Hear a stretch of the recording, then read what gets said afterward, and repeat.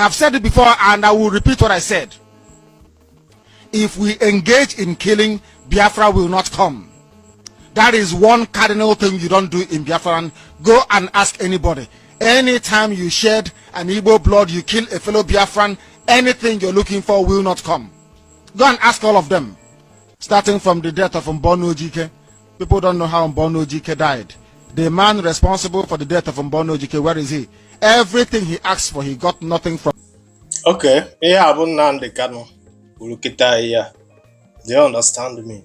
So I'm not asking you, give one Muhammad, give one unknown gunmen, give one commandant Kewana, give one gentle the Yahoo, give one fine boy, so many of whom wapucha commander, and my Judy Sajo, yeah, but now the canon Kulifa, because he ain't judge now to travel the cream, no, because of now the canon Jamie Funeme.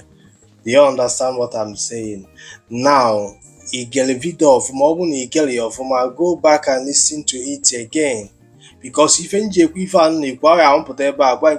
somebody believe that now, if I'm unable to double, if I'm the kind of bargain, I can open old age on your boago. I need buy a ladder like this. Soon I'm on more these things. Apotalo anapu onye Igbo bukwo ya ofia na pu ego anari amuta ebuli koya. Do you understand me? Some of unu na-achịgharị phone unu natara onye Igbo ọzọ were na-eme big boy. Some of unu na-ebugharị moto unu natara onye Igbo ọzọ were na-eme big boy. Ajụọ gị sị na ị na-fight for your freedom. Ajụọ gị, you are fighting for freedom. Ajụọ gị esi na ị na-eme because na ị love Nnamdi Kanu agwa bịa na apụba ndị Igbo. Kedu ife Nnamdi Kanu na fight dị for? Akwa isekwe ana Igbo. Kezi nke unu bitaziri since aka jidelie. Unu wee jide ana Igbo wee munye ya ọkụ. For some of unu na-asị isi hold Nnamdi Kanu responsible. Nke a bụrụ izizi ejidere Nnamdi Kanu. Ejidere Nnamdi Kanu oge ya na Uche Mefọnụ. Kedu ife mere na-atọ ọnụrụ ana Igbo to ihe ọ dị today? Ife na-eme n'obodo a mụ na gị na-abụchi, but you don't know. Mana ife na-ebute m ebe a bụ na some of them ga-apụta na-ekere mụ na fa na-eme because of Nnamdi Kanu. Ọ bụ ihe anyị na-eme ka Nnamdi Kanu ziri gị. Ihe ị na-eme today Nnamdi Kanu pụta, ọ ga-adị proud of you. Ọ ga-ekwe gị n'aka. So ị na-agwa m na Nnamdi Kanu pụta kịta afọ ife unu na-eterrorize ya n'Igbo. Nnamdi Kanu anabata ya. Is that what you are telling me? Let us stop deceiving ourselves. Look at what is happening in Okigwe. Do you understand me?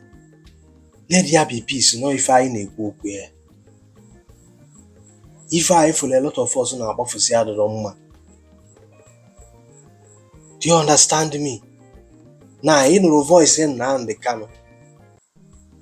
Ọbụ na Igbo n'onye Igbo kịta na kedu ihe ị na-azọ ka ike ga-esi nweta wishi na-ajụ gị ebe a stidi ịjụọ n'onwe gị ife butere ọgba aghara na this Biafra agitation. Ịjụọ n'onwe gị isida na o nwere ike nwego ndị aka fada ọchị unu gbuchara. Do you understand? Ajụọ gị na-azọ nwere onwe ya ka ị wee na-terrorize community gị.